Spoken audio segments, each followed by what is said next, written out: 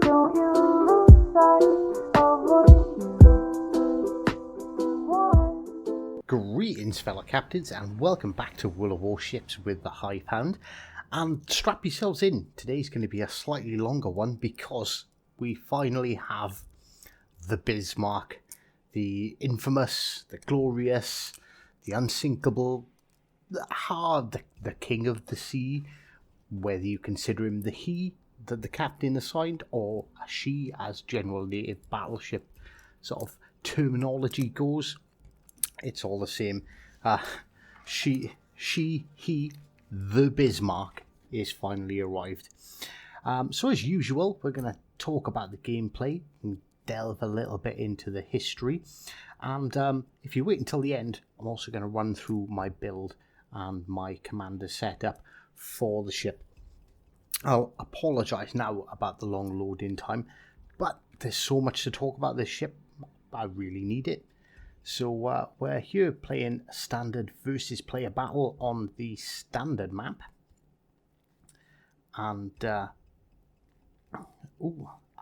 just to let you know, I don't have auto celiacs, but I do have 10.2 kilometers on my secondary batteries. So yeah, you're gonna have to wait till the end to find out exactly how I done that. And it won't take us very long to get into the action here and start to see those secondaries blazing away. My secondaries have there's two guns. The smaller caliber, I forget which size off the top of my head, has a 2.7 second reload. I think they're 128. Someone will correct me in the comments. And the larger ones, the 150mm guns, have a 5.2 second reload. So we have basically a couple of Nurembergs and a York or two strapped to the side of our ship, which is obviously very, very nice to have. So as the battle starts off here, you're going to see very, very quickly the effect and of these secondaries. Even without the manual fire control that you have on PC, basically on PC, for secondary battery builds, you need to target the manual secondaries onto a ship for them to be effective. They do still hit. They miss a lot. Don't get me wrong, sometimes I think our gunners couldn't hit the broadside of a bomb from the inside, but occasionally they do make contact, and once they start making contact, they seem to build up a momentum. We get an early salvo off against the Vanguard there, scoring 8,000 damage, nothing to laugh at, and secondaries blazing away at that hipper. We showed that mountain who was boss right there. So we're going to focus this hipper because he's going to scream out across in front of us now. We take our aim. I believe the hipper's firing at us, but he gives a little bit too much lead. We score a reasonable amount of damage, and secondaries wailing away again. And in comes player 3, which is the tier 7 Amagi. We're trying to turn to get our guns around. As you can see, our secondaries are starting to effectively hit, even from what's that range? And we hit a citadel and get some more secondary battery hits. So we turned away to basically try and angle ourselves against the return fire from the Amagi, which never materialised, and landed ourselves straight smack bang into an island. As you can see, our secondaries wailing over mountains. They don't care. They will. They've got quite a good firing arc compared to your main guns, so you can actually cause a lot of damage to ships that you couldn't shoot at with your main guns. And there we go, our secondaries having another go at that Amagi and really trying hard to destroy that mountain.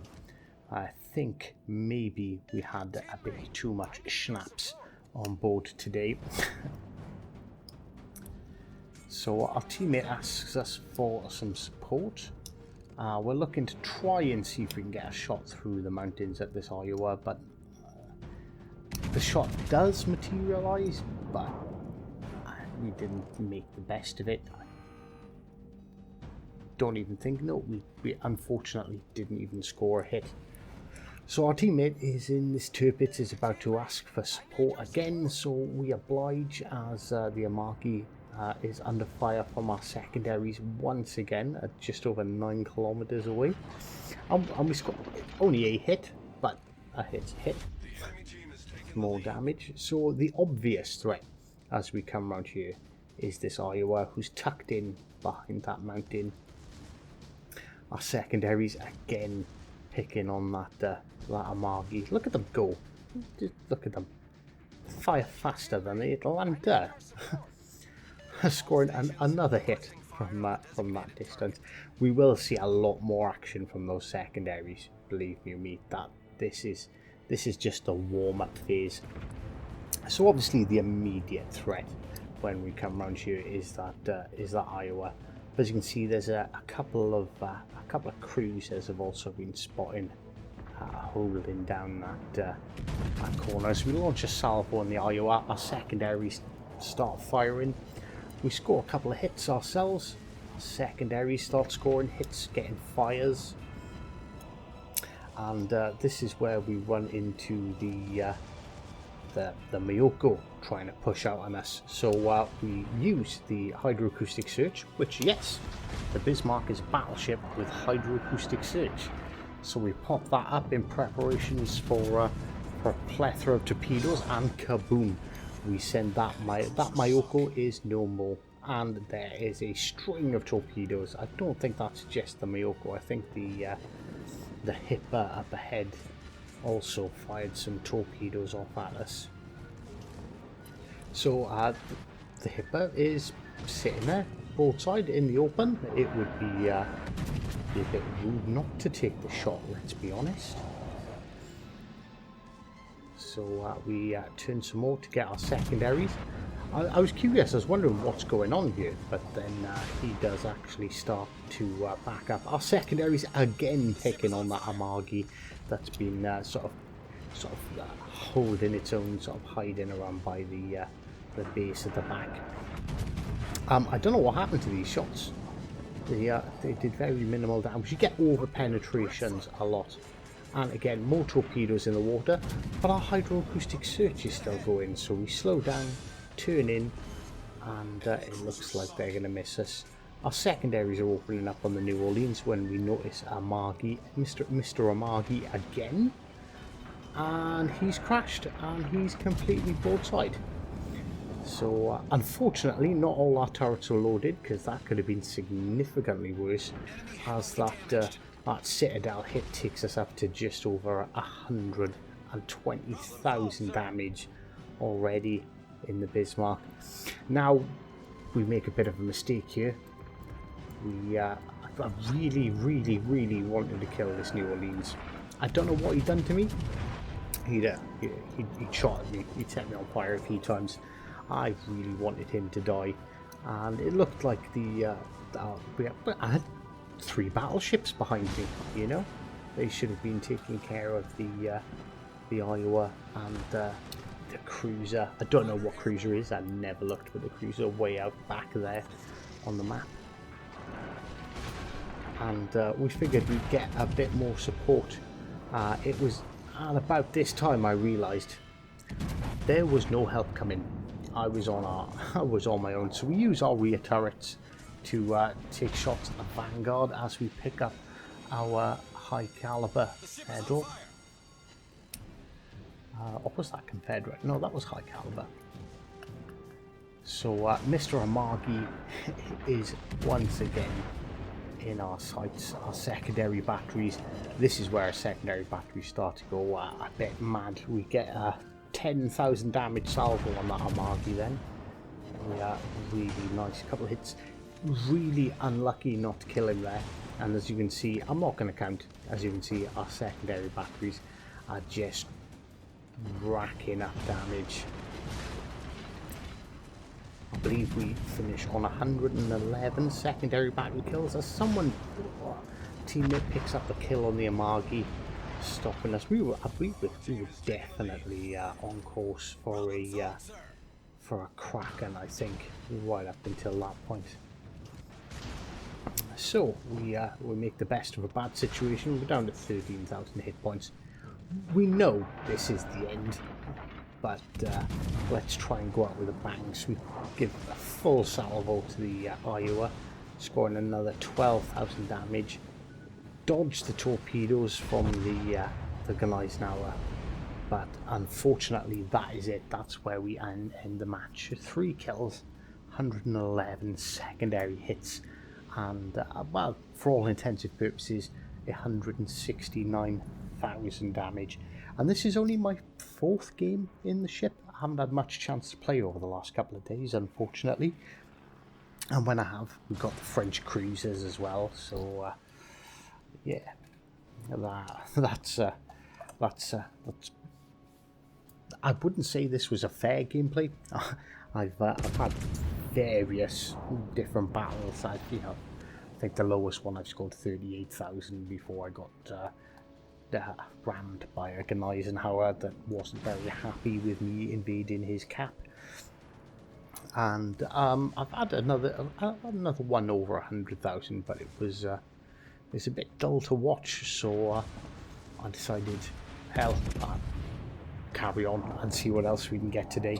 So I'm gonna take this opportunity to talk a bit about the Bismarck, the infamous for its shot on the hood, where it killed the hood with a single shot to its magazine, to its powder room, which exploded, causing the magazine to explode, which essentially tore HMS Hood in half. And with HMS Hood being the largest and most powerful battleship for almost 20 years, it was a massive loss to the British Navy and spurred on the hunt of the Bismarck. So the Bismarck was critically damaged by the HMS Prince of Wales, who was accompanying the Hood. A salvo from its 14-inch guns penetrated and damaged, knocked out the second boiler room, with another shell penetrating the fuel tank, which obviously wrecked all their fuel. It was all contaminated by seawater. This caused the Bismarck to turn around and head for home.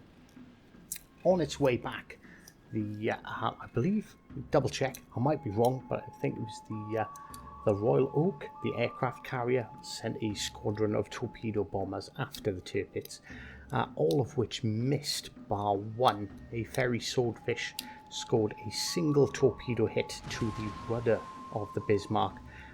This was critical as it significantly slowed down the Bismarck. Just one of the Bismarck didn't have many flaws, but the rudder design was one of them.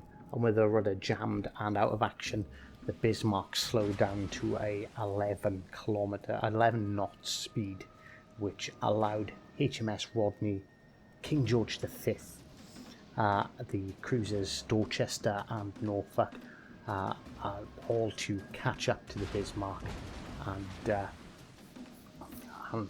well, that's when the final battle happened. The Bismarck was actually had its all its guns knocked out by a single salvo from HMS Rodney's 16-inch guns, which was the first strike in the whole engagement. It was 30 minutes after the battle had begun. You got to remember, these old battleships aren't the most accurate things in the world. Several follow-up shots from the Dorchester and Norfolk also took out the remaining fire control units, and another salvo from HMS Rodney destroyed the conning tower, killing most of the senior officers. Although throughout this entire engagement, the Bismarck as maybe as an act of defiance, still sailed its flag, still sailed the ensign.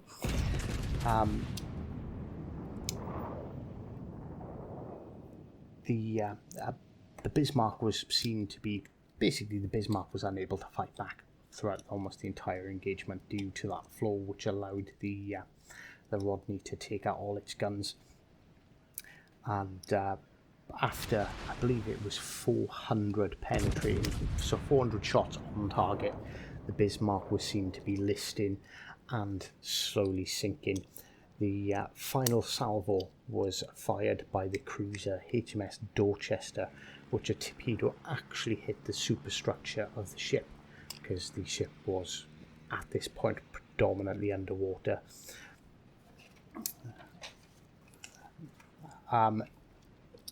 As an act of sort of final defiance, or maybe an act of pride, the crew of the Bismarck scuttled the already sinking ship. Around 800 German sailors lost their lives on that day in one of the most brutal fights, brutal defeats of any single ship. So, rather somber note to leave on. The British, however, the HMS Rodney did suffer some cosmetic damage, primarily to the firing of her own guns. So, as infamous as the Bismarck was and its one-shot kill of the hood, you could almost say essentially the HMS Rodney done exactly the same thing, completely disabling the guns on the Bismarck with a single salvo. But 400 shots until it was seen to be sinking, and before the Dorchester hit its superstructure with a torpedo, really is a testament to how strong the Bismarck was. If it wasn't for that rudder, if it wasn't for that flaw that allowed all 4 turrets to be destroyed in a single salvo, what a difference that ship could have possibly have made to the outcome of the war. Then I suppose you could say the same thing about the hood. So we're going to look into the build. Obviously, in the first mod slot, we could have gone for a main system mod, but I don't think the main battery mod is really worth it. The German battleships aren't really that accurate, so going for more range is probably not a good idea. So we go for the secondary mod. For the second upgrade, steering gear probably could have been quite handy, but went for propulsion because we have that hydroacoustic surge. We've got that extra notice for torpedoes, so I didn't think the torpedo was the steering gear was really necessary. Obviously, target acquisition system mod 1 for slot 3, it's the only thing available, so be a bit silly not to take it, wouldn't it? And for tier 4 we went for secondary mod 3, which increases the reload time on our secondary batteries. So obviously we got the 20% from distance and dispersion reduction from mod 1, plus 20% to mod 2. So this is where we get all our range from. Franz von Hipper. We have Mr. von Hipper up to rank 16, so it gives us 13.5% distance to our guns. We've got legendary rank 2, so all in a day's work for reducing that damage control party cooldown, because as a battleship you spend a lot of time on fire, especially if you go brawl in. I didn't want to take flammable cannon yet, although it looks like a good perk. Chances of being set on fire more, I didn't particularly like the sound of that. I don't like perks that have a negative effect in general. We took gyrating grill bits, so we do take the hit to speed, but having the higher percentage of damage. So when we do hit, it hurts more. Marksman, obviously I think that was the best choice. You're not really going to use HE in the Bismarck because you've got 10 kilometer secondaries. Anything that deserves getting shot at with HE, you can usually take care of with these secondaries anyway. So we opted for Marksman. Emergency Specialist, 30% reduction in damage control party duration. No thanks, we'll go for the range. I don't think having a longer duration on your damage control party means you're impervious to fires and flooding for longer. So it's definitely something you want to take. And for our legendary skill, we go for the +6 on health regenerated. William Sims is inspiration number 1. We're a brawler, so we want more health. And Charles Madden, who are new to upgrade, we have increased turret rotation speed and a reduction in reload time. I think our reload time, we got it down to 26 seconds. So kind of want to get Madden leveled up a little bit for that, no doubt. And well, here she is in all her glory. As you can see, 16,000 XP. I've not had particularly many battles in this ship, and I've been thoroughly enjoying it. It's definitely more accurate than the Tirpitz. It has a lower dispersion value on its salvos. And those secondaries, it's just so much fun watching those secondaries fly off. So I can only imagine what people are pulling off when they have Otto and Franz von Hipper, and especially if you've got them upgraded to, like I said, like Hipper's tier 16 here. Imagine adding Porcupine from Otto as well to that. But yeah, I don't think you need him. It's not essential. I thought, the Bismarck is going to suck with that Otto, but Hipper, that guy's got some skills, and he's got some serious range. So it's definitely the choice. Definitely a good choice if you don't have him. Don't feel like you're missing out. And on that note, I think we'll leave it there. Obviously, if you enjoyed the content, drop us a like and a follow and a subscribe. And if you've had an epic game or you've had a really bad game and want to have it hosted, whether you're looking for my docile tones commentary, doing a commentary on how well you did, or some pointers on how to potentially improve your gameplay, upload it to YouTube, drop the link below, and we'll definitely have a look at that and start replaying, featuring some more community players. So on that note, thank you very much for sticking with us, and take care. We also hit 100 subscribers, by the way. I forgot about that. Thank you very much, guys. You are awesome.